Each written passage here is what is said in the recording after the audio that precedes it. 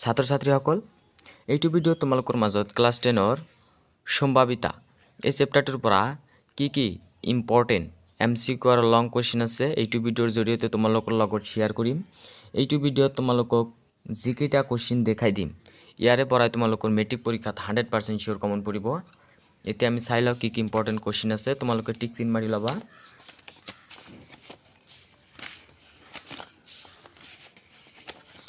প্ৰথমতে তোমালোকে 348 নং পৃষ্ঠা বাহিৰ কৰি লোৱা। ইয়াৰ পৰা চাবা উদাহৰণ 5 টো চাবা ইম্পৰ্টেন্ট, এইটো MCQ টাইপৰ কোৱেশ্চন আহিব, এইটো MCQ টাইপ আহিব। তাৰ পিছত উদাহৰণ 6 টো চাবা, উদাহৰণ 6 টো ইম্পৰ্টেন্ট আছে। তাৰ পিছত 349 নং পৃষ্ঠা বাহিৰ কৰি লোৱা। ইয়াৰ পৰা চাবা উদাহৰণ 8 টো চাবা, এইটো 2 মাৰ্কছৰ কাৰণে আহিলে মোষ্ট ইম্পৰ্টেন্ট হয়, তোমালোকে সলভ কৰিবা, এইটো ইম্পৰ্টেন্ট আছে উদাহৰণ 8। তাৰ পিছত উদাহৰণ 9 টো চাবা, 350 নং পৃষ্ঠাৰ উদাহৰণ 9 টো চাবা, ইম্পৰ্টেন্ট আছে। যিবিলাক দেখাই দি আছো ইয়াৰে পৰা তোমালোকৰ কমন পৰিব দেই। এতিয়া তোমালোকে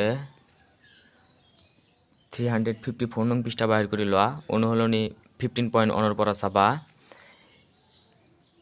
1 নম্বৰ পৰা চাবা 1 2 3 4 5 এই পাঁচটাৰ পৰা তোমালোকৰ এটা 100% শিওৰ MCQ আহিব। কেনেকুৱা আহিব মই কৈ দি আছো, কোৱেশ্চন বেংকৰ পৰা মই দেখাই দি আছো কেনেকুৱা কোৱেশ্চন আহে। 17 নং টো চাবা, এইটো চাবা ঘটনা ইৰ সম্ভাৱিতা প্লাস ঘটনা ইৰ নোহোৱাৰ সম্ভাৱিতা হ'ব। এইটো কি কোৱাৰ পৰা কোৱেশ্চনটো দিছে, এইটো কোৱেশ্চন দিছে ঘটনা ইৰ সম্ভাৱিতা প্লাস ঘটনা ই নোহোৱাৰ সম্ভাৱিতা কি, এইটো হ'ব 1। তোমালোকৰ এইটো এই পাঁচটাৰ পৰা তোমালোকৰ এটা MCQ কোৱেশ্চন 100% শিওৰ আহিব, মোষ্ট ইম্পৰ্টেন্ট দেই, তোমালোকে চাবা। এটা পৰীক্ষাৰ সকলো প্ৰাথমিক ঘটনাৰ সম্ভাৱিতাৰ সমষ্টি হল 1, তোমালোকে চাবা দেই, এই পাঁচটা চাবা। তাৰপিছত ইয়াৰ পৰা তোমালোকৰ MCQ বনাই দিব। 4 নং কোৱেশ্চনটো চাবা, এইটো মোষ্ট ইম্পৰ্টেন্ট আহি থাকে, তোমালোকৰ MCQৰ বাবে চাবা। তলৰ কোন কেইটা এটা ঘটনাৰ সম্ভাৱিত হ'ব নোৱাৰে। তোমালোকে মনত ৰাখিবা, এটা সম্ভাৱিত হ'বলৈ হ'লে লবটো সৰু হ'ব লাগিব আৰু হৰটো ডাঙৰ হ'ব লাগিব। ইম্পৰ্টেন্ট, তোমালোকে মনত ৰাখিবা। 5 নংটো চাবা ইম্পৰ্টেন্ট, 7 নংটো চাবা, 7 নংটো চাবা ইম্পৰ্টেন্ট আছে, সলভ কৰিবা। তাৰপিছত 9 নংটো চাবা, 10 নংটো চাবা,